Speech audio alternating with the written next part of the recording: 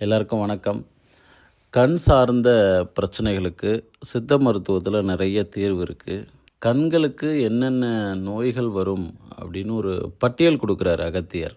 பழங்கால நூல் ஒன்று இருக்குது, அகத்தியர் நயன விதி அப்படின்ட்டு. அதை எடுத்து படித்து பார்த்திங்கன்னா அந்த கண்களுக்கு வரக்கூடிய நோய்கள், அதற்கான தீர்வுகள் எல்லாமே அதில் இருக்குது. கண்களை எப்படி பராமரிக்கணும் என்ற ஒரு எளிய குறிப்பு சொல்லித்தரேன். கண்கள் பாதிக்கக்கூடிய சில காரணிகள் என்னென்னா, அதிக நேரம் டிவி பார்க்குறது, ஃபோன் பார்க்குறது, வெளிச்சத்திலேயே இருக்கிறது. கண் நரம்புகள் வழியாக வெளிச்சத்தை மட்டுமே அந்த மூளை பதிவு பண்ணிகிட்டு இருந்ததுன்னா உடம்பு சூடாகும். இயற்கை எப்படி இருக்குது? இரவு பகல் என்ற இரு நிலைகள் உண்டு. இரவை இருட்டாக வச்சுருக்குது இயற்கை, பகலை வெளிச்சமாக வச்சுருக்குது. இன்றைக்கி இருளை கண்கள் பார்க்குறதே இல்லை.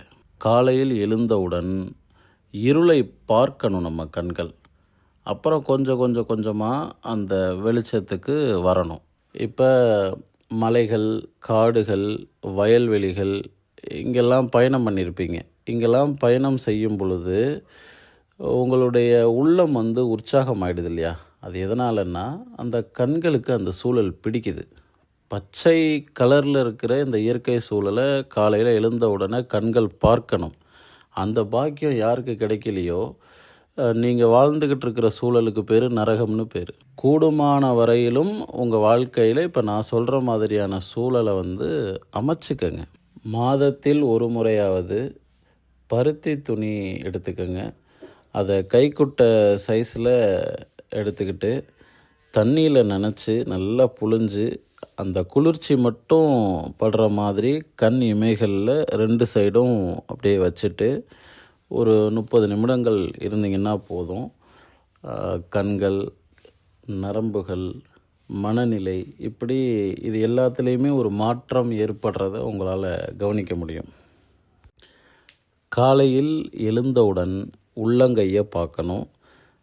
தியானம் செய்கிறோம், மூச்சு பயிற்சி செய்கிறோம். இது மாதிரியான யோக பயிற்சிகள் எல்லாம் முடித்ததுக்கப்புறமும் உள்ளங்கையை பார்க்குற பழக்கம் இருக்கணும். இது கண்களுக்கான பயிற்சி.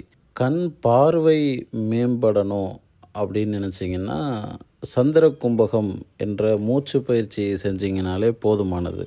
கண் நரம்புகளுக்கு தேவையான உயிர் சக்தியை கொடுக்கக்கூடிய ஒரு செயல்பாடு தான் சந்திர கும்பகம்.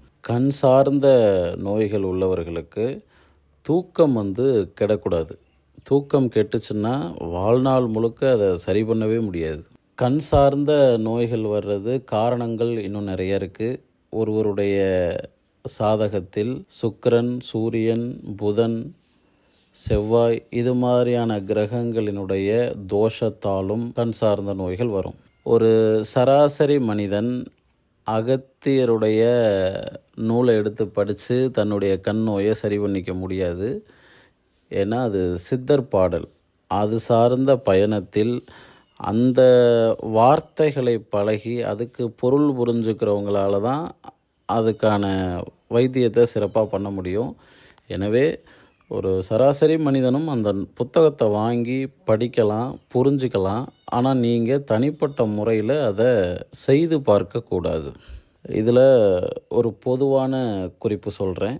இதை நீங்கள் வீட்டில் செய்யலாம். குப்பை மேனி இலை இருக்கு இல்லையா, அதை எடுத்துக்கோங்க. குப்பை மேனி உங்களுக்கு நல்லா தெரிஞ்ச சூழலில் இருக்கணும். அதில் மருந்து அந்த மாதிரிலாம் அடிக்காமல் இருக்கணும். அதெல்லாம் பார்த்துக்கோங்க. குப்பை மேனியை ஒரு பாதுகாப்பான சூழலிலிருந்து எடுத்து அதை பிழிஞ்சு சாறு எடுத்து ஒரு 3 சொட்டு நம்ம தயார் செஞ்சு வச்சுக்கணும். இடது கண்ணில் வலியோ கண் சிவப்பாக மாறி இருக்கும் தன்மையோ இருந்தால் வலது காதில் 3 சொட்டு நீங்கள் விடணும். இதை அதிகாலையில் செய்யணும். எந்திரிச்சிட்டு பச்சை தண்ணி தொடாமல் படுக்கையிலிருந்து எழுந்தவுடன் ஒரு 3 சொட்டு. நல்லா புரிஞ்சுக்கோங்க. இடது கண்ணில் வலியோ சிகப்பான நிறத்தில் கண்கள் மாறி இருந்தாலோ வலது காதில் 3 சொட்டு. இதே இடது கண்கள் அப்படி இருந்தது அப்படின்னா வலது காது, வலது கண் அப்படி இருந்தது சிகப்பாவோ வலியோ இருந்ததுன்னா இடது காது. 2 கண்ணுலேயுமே அப்படி இருக்குன்னா 2 காதுலேயுமே நீங்கள் 3 சொட்டு நீங்கள் விடலாம். கண்களுக்கு சித்த மருத்துவத்தில் ஏகப்பட்ட தீர்வு இருக்குது. எந்த மருத்துவத்திலும் கொடுக்க முடியாத தீர்வையெல்லாம் சித்த மருத்துவத்தில் கொடுக்க முடியும். அதுவும் வர்ம சிகிச்சையோடு இணைத்து அதை செய்யும் பொழுது விரைவாக கண் ஒளி பெறும்.